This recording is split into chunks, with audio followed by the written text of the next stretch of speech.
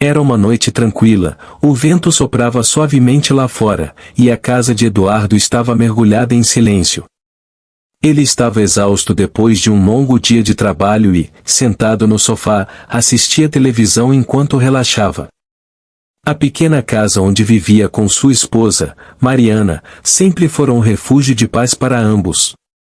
Mas naquela noite, algo sombrio pairava no ar, algo invisível, mas palpável, como se o ambiente estivesse prestes a mudar. Eduardo tinha um temperamento forte, de tempos em tempos, perdia a paciência por pequenas coisas. A tensão daquela semana o deixara mais nervoso que o normal, e a menor irritação fazia seu sangue ferver.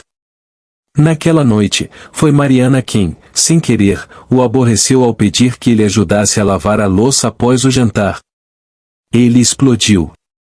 Sua voz ecoou pela casa enquanto ele xingava, reclamando sobre o trabalho, sobre a vida, sobre tudo. "Por que tudo tem que ser assim nessa casa?", gritou ele, suas palavras carregadas de raiva e desrespeito.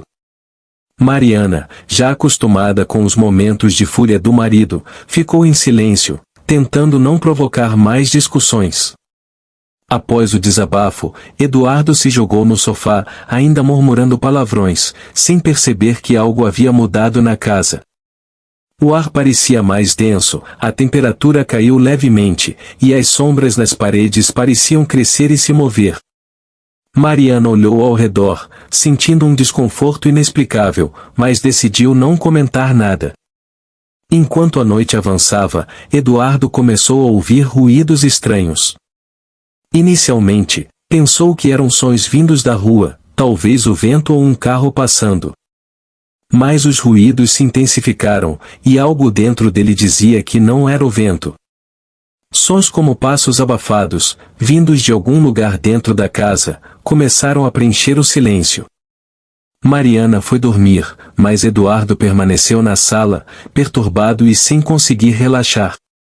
Enquanto tentava se concentrar na TV, os sons continuaram, mais altos, mais próximos, como se algo estivesse caminhando nos corredores, passando de um cômodo para outro. "Deve ser minha cabeça pregando peças", pensou ele, tentando se acalmar. Então, do canto de seu olho, Eduardo viu uma sombra se mover. Rápida, quase imperceptível, mas definitivamente ali. Seu coração disparou. Ele se virou rapidamente, mas o corredor estava vazio. Tentou ignorar, mas o desconforto crescia. A casa, que sempre fora seu refúgio, agora parecia abrigar algo muito mais sombrio. E então veio o som, um sussurro. Baixo, gutural, como se alguém estivesse tentando falar sem ser ouvido. Eduardo congelou, seus olhos fixos no corredor escuro que levava aos quartos. O sussurro se intensificou, formando palavras que ele não conseguia entender completamente. Era como se alguém, ou algo, estivesse chamando por ele. Mas a voz não era humana. De repente, as luzes da casa começaram a piscar. A TV desligou sozinha, e o ambiente foi tomado por um silêncio opressor.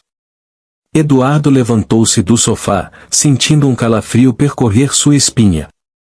Com passos hesitantes, caminhou até o corredor, onde o sussurro continuava. Quando chegou perto do quarto, uma batida seca veio da porta, como se alguém do outro lado estivesse esperando para entrar. Ele abriu a porta lentamente e viu Mariana dormindo, mas algo estava errado. O quarto parecia mais escuro do que deveria, mesmo com a luz do abajur acesa. No canto, perto da janela, algo se mexia. Uma sombra, alta e deformada, pairava ali, observando Mariana. Eduardo sentiu o pânico tomar conta de seu corpo, mas não conseguia se mover. A sombra se virou lentamente, como se soubesse que estava sendo observada. Eduardo não conseguia distinguir seu rosto, mas sentia um olhar profundo, maligno, cravado nele.